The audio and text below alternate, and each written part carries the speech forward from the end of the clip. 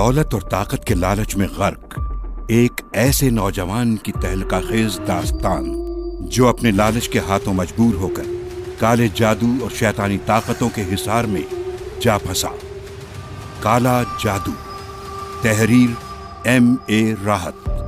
आवाज राहील सिद्दीकी। एपिसोड 1।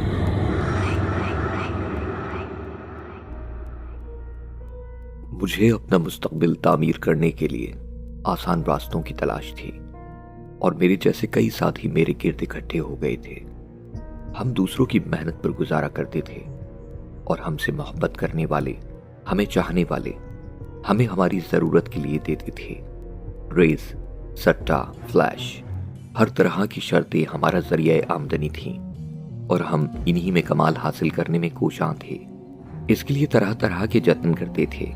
रफीक कहता, कुछ होना चाहिए उस्ताद, कोई लंबा हाथ लग जाए तो बोपारा हो जाए। लंबा हाथ कहाँ से लगेगा, कोशिश तो करना चाहिए। मुश्किल है, बहरूपी हजारों हैं, काम का कोई नहीं मिलता। यार कोई चिल्ला वगैरह किया जाए जिससे सट्टे और घोड़े का नंबर मालूम हो जाया करे। आसान नहीं है, अमल उल्टा भी हो जाता है और फिर ऐसा उल्टा करता है कि कभी सीधे नहीं हो पाते। मैं एक कसाई की दुकान से गोश्त खरीद रहा था। कसाई ने बड़ी हड्डी से गोश्त साफ किया और फिर हड्डी को बोगदा मार कर तोड़ा और एक तरफ डाल दिया। यह अमल मैंने बेशतर कसाइयों को करते हुए देखा था। उस दिन पूछे बगैर न रह सका। शेख जी, एक बात बताइए, आप लोग इस हड्डी को तोड़कर क्यों फेंक देते हैं जबकि दूसरी हड्डियों के साथ आप ऐसा नहीं करते? भैया जी, बाप दादी की रिवायत हो गई है, ये साबुत हड्डी सफली इल्म करने वालों की काम आ गई। बुजुर्गों का कहना है कि इसे हमेशा तोड़कर फेंकना चाहिए, इससे सिफली इल्म होता है। यही सुना है जी। सिफली इल्म कैसे होता है और यह हड्डी कहाँ इस्तेमाल होती है? सिफली इल्म कैसे होता है और यह हड्डी कहाँ इस्तेमाल होती है, इस बारे में तो कुछ नहीं मालूम था, लेकिन जहन भटक गया था। दोस्तों से तस्करा किया तो उन्हें दिलचस्पी पैदा हो गई। एक जानने वाले बुजुर्ग से मुलाकात हुई और उनसे यही सवाल किया तो वो बोले, हाँ मियाँ, गंदे इल्म तो होते हैं, ईमान खोने में कितनी देर लगी है, मगर मुसलमान बच्चे हो, ऐसी बातों के बारे में सोचना भी गुनाह है। सुना और कान से उड़ा दिया। किसी सिफली इल्म वाले की तलाश शुरू कर दी।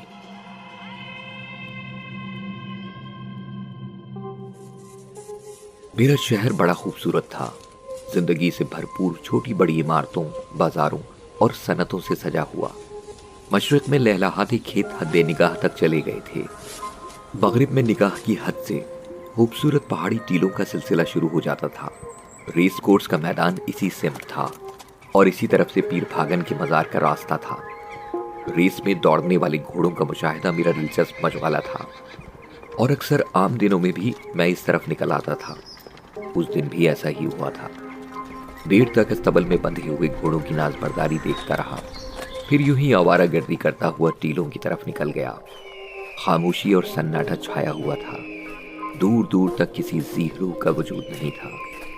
छोटे छोटे पत्थर आवाज पैदा कर रहे थे। काफी दिन निकल आया, फिर एक तरफ नजर और ठिठक कर रह गया। वो इंसान ही था, बहुत छोटे कद का मालिक, सूखा बदन, घटा हुआ सर, ऊपरी बदन बरहना, निचले जिस्म पर छोटी सी धोती बंधी हुई, गले में जिन्यू पड़ा हुआ, आंखें बंद किए हुए एक नुकीले पत्थर पर एक पांव से खड़ा हुआ था।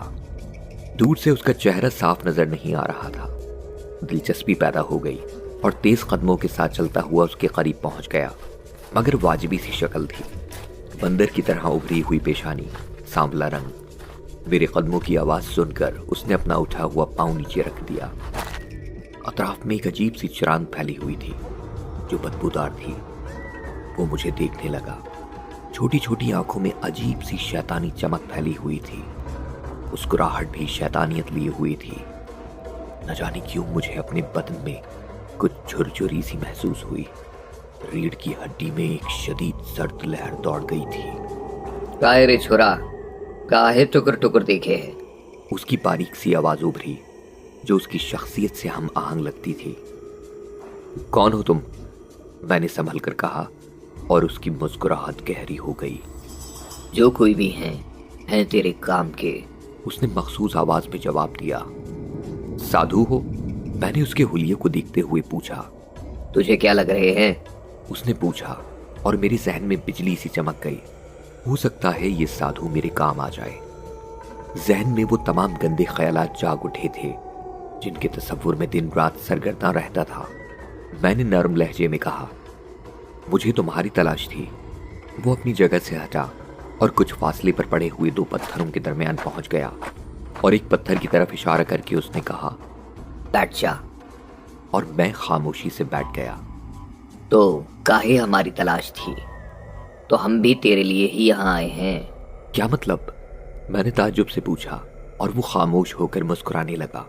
फिर बोला, तुझे हमारी तलाश काहे थी भाई? कोई बात तो होवेगी ना तेरे दिल में। तुम साधु हो? मुझे सट्टे वगैरह का नंबर बता सकते हो? ये बता सकते हो कि अब की रेस में कौन कौन से घोड़े अव्वल आएंगे? वो इस तरह हंस पड़ा जैसे उसे मुझसे इस सवाल की तवक्को थी। कुछ देर खामोश रहने के बाद बोला, अगर हम तुझे एक घोड़े और एक सट्टे का नंबर बता दें तो तेरा का भला हुए है? अरे काम करो सो पक्का। अगर तुझे जिंदगी भर घोड़े और सट्टे का नंबर मालूम होता रहे तो का बुरा हुई रे। पर बेटवा, हर काम को करने के लिए पहले मेहनत करनी पड़ती है। मेरे दिल में दिलचस्पी और तजस्सुस पैदा हो गया। मैंने उससे कहा, मुझे क्या मेहनत करना पड़ेगी? एक इल्म हो गए है, इसे तू अगर सीख ले तो ई समझ ले कि दौलत तेरे पैरों में ढेर लगी होगी। ये सुनकर मेरे दिल की धड़कन तेज हो गई।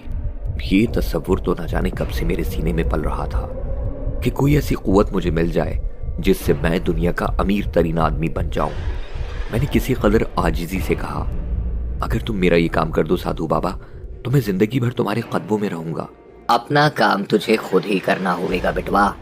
बस ये समझ लो कि हम तुम्हार मदद करेंगे। तो बस यूं समझ लो कि मैं आज से तुम्हारा चेला। वो फिर उसी अंदाज में हंसने लगा। फिर बोला, मगर एक बात पक्की करनी होगी तुझे, जो हम कहेंगे वो करेगा, नहीं तो तेरा नुकसान हो जाएगा। मैं वादा करता हूं कि तुम जो कहोगे वही करूंगा। तो फिर ठीक है, अभी हम कई दिन यहाँ रहेंगे। तू किसी और को हमारे बारे में मत बताना, वरना हमें पता चल जाएगा और फिर हम तुझे यहाँ ना ही मिलेंगे। नहीं बताऊंगा। तो फिर सुन, एक हड्डी लानी होगी तुझे अमल करने के लिए। वो हड्डी जानवर के बाजू में हुए है, साबुत लानी पड़ेगी, कहीं से टूटी फूटी ना हो।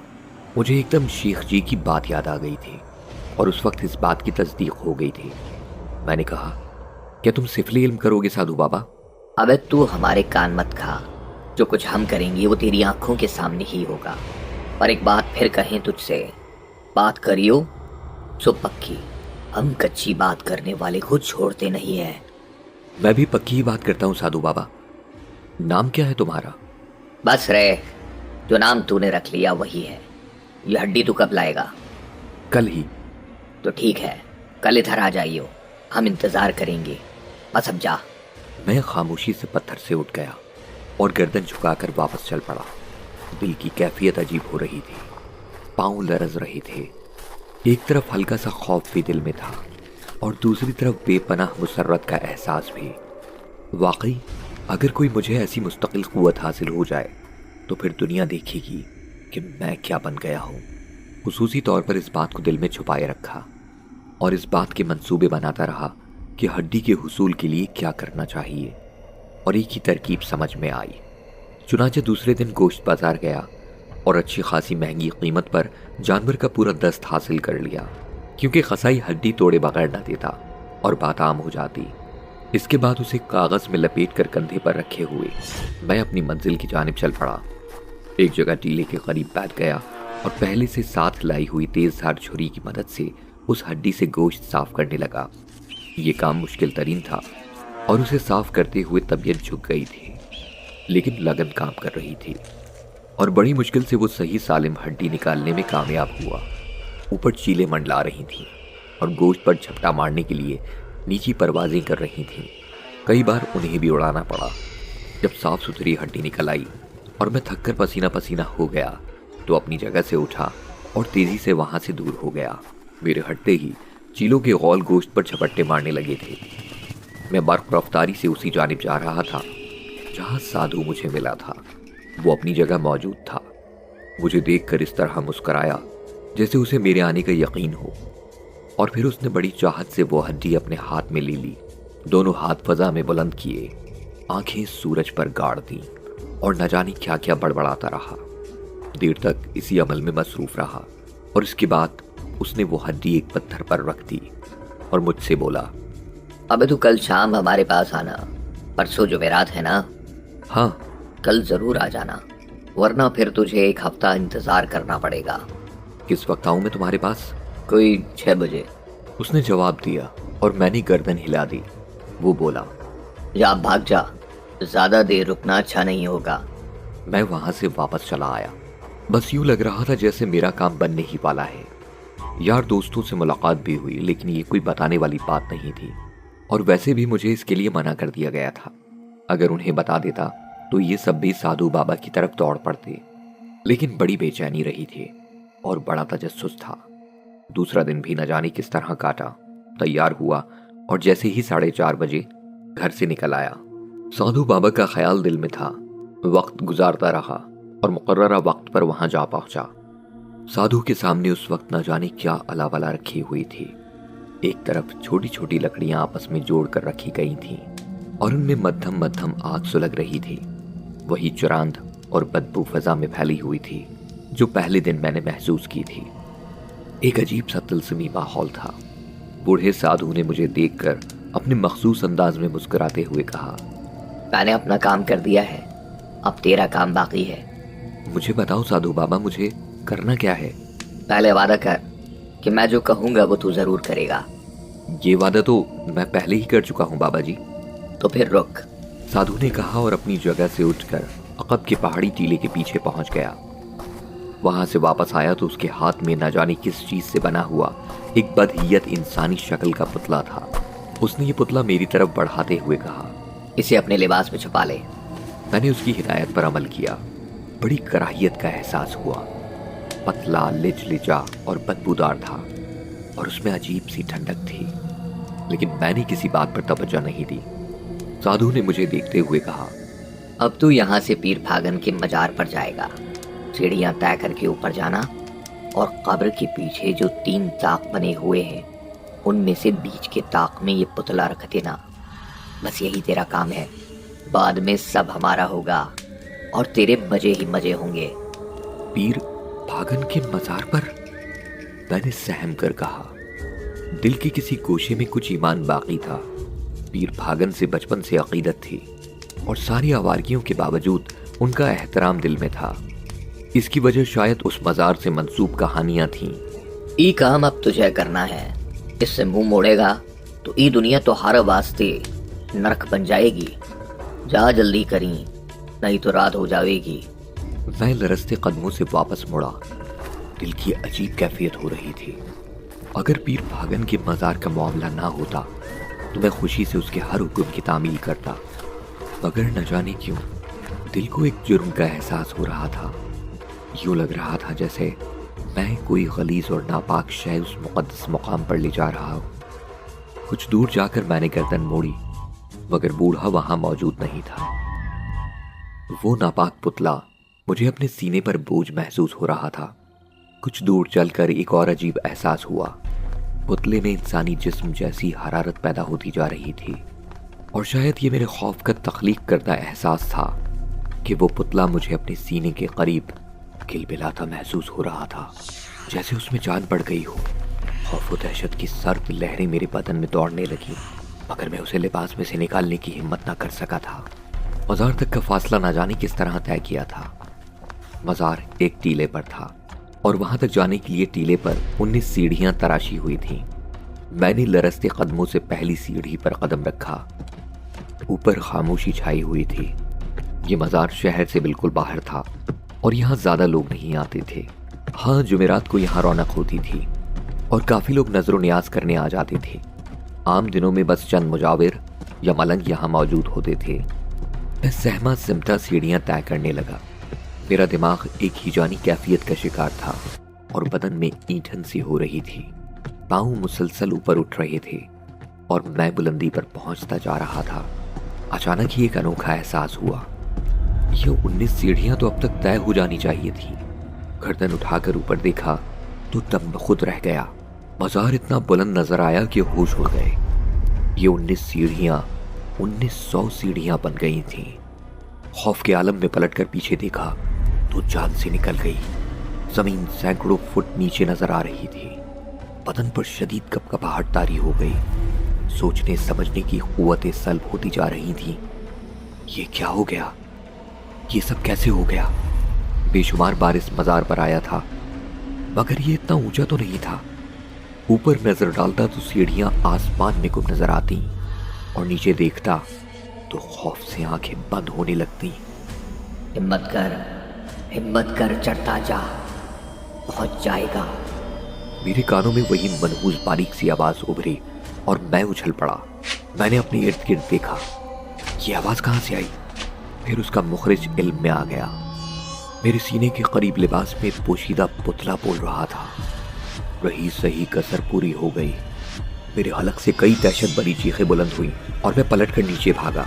मेरे सीने के करीब शदीद हलचल पैदा हो गई थी। पुतले के नन्हे नोकीले हाथ मेरे सीने में चुभ रहे थे।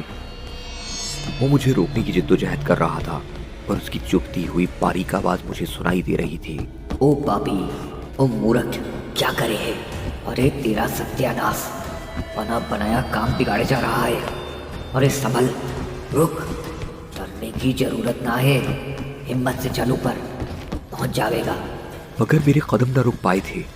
मजीद हैरतनाक बात यह हुई कि पहले मुझे जमीन जितनी नीचे नजर आ रही थी, अब उतनी नीचे ना रही थी। मैं आखिरी सीढ़ी ऊपर कर रहा था कि पांव लड़खड़ाए और मैं बुरी तरह नीचे गिरा। नीचे पथरीली जमीन थी। सर एक पत्थर से टकराया और आंखों में सूरज उतर आया। फिर गहरी तारीकी छा गई।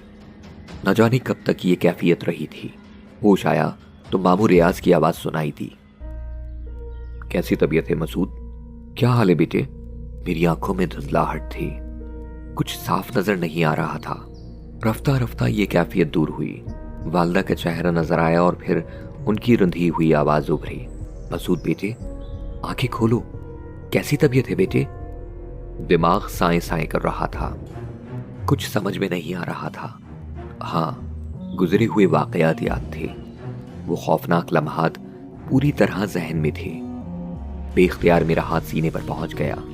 वहां कुछ मौजूद नहीं था। दिल को करार सा हुआ। मैंने मामू रियाज को देखा, वालदा को देखा और उठकर बैठने की कोशिश की, लेकिन मामू रियाज ने जल्दी से मेरे सीने पर हाथ रख दिया। नहीं नहीं, लेटे रहो, बहुत कमजोर हो गए हो। कैसी तबीयत है अब? मैंने कहना चाहा कि ठीक हूं, मगर मुंह से आवाज नहीं निकल सकी। मुझे हैरत थी।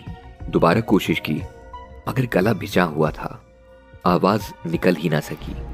चाय ले आऊं? वालदा ने पूछा।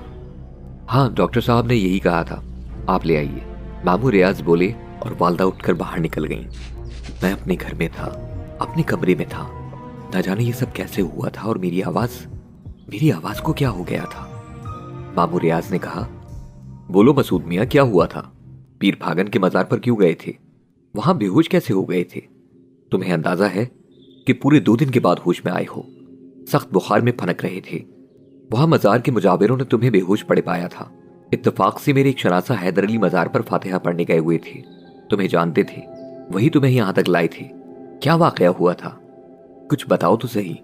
मैंने बोलने के लिए जोर लगाया, मगर आवाज किसी तरह से ना निकल सकी और मेरे चेहरे पर बेबसी फैल गई। बाबू रियाज को शायद एहसास हो गया था। उनके चेहरे पर तशवीश के आसार नजर आने लगे। इतनी देर में वालदा चाय ले आई थी। मामू रियाज बोले, ये बोल नहीं पा रहा बाजी। हैं? वालिदा तशवीशनाक लहजे में बोली। हाँ, यूं लग रहा है जैसे बोलने की कोशिश कर रहा है, लेकिन आवाज ना निकल रही हो। क्या हो गया मेरे बच्चे को? इलाही खैर, क्या हो गया है इसे? वालिदा साहिबा की आंखों से आंसू बहने लगे। हौसला रखें बाजी, अल्लाह बेहतर करेगा। उठो मसूद मियाँ, चाय पी लो, बदन में जान आ जाएगी। मुझे उठने में कोई दिक्कत नहीं हुई थी। मामू मियाँ ने चाय की प्याली मेरे होंठों से लगाई, मगर मुंह ही न खुल सका। लाख कोशिश की, मगर होंठ एक दूसरे से चिपक कर रह गए थे। मामू रियाज अब बेहद परेशान नजर आने लगे। फिर वो भर्राए हुए लहजे में बोले, चमचा ले आइए, शायद मुंह खोलने में दिक्कत हो रही है। तमाम जतन कर लिए गए मगर मेरा मुंह न खुला। वालिद साहब भी आ गए, मुझ पर तबसरे होते रहे। वालिद साहब के ईमा पर मुझे कागज थमा दिया गया ताकि मैं लिख कर कुछ बताने की कोशिश करूं, लेकिन मेरी उंगलियां अकड़ गईं। कलम पर गिरफ्त ही कायम न हो सकी। शाम को कई डॉक्टर आए, मेरे मुआयने हुए, लेकिन कोई फैसला न हो सका। मैं ग़िज़ा और पानी से महरूम हो गया था। डॉक्टरों ने मशवरा दिया कि अस्पताल में दाखिल कर दिया जाए, हो सकता है फालिज का असर हो। सब लोग मेरे सामने ये बातें कर रहे थे और उनकी बातें मेरी समझ में आ रही थीं, मगर मैं कुछ कर नहीं सकता था। तय ये हुआ कि दूसरे दिन मुझे एक अस्पताल में दाखिल किया जाएगा।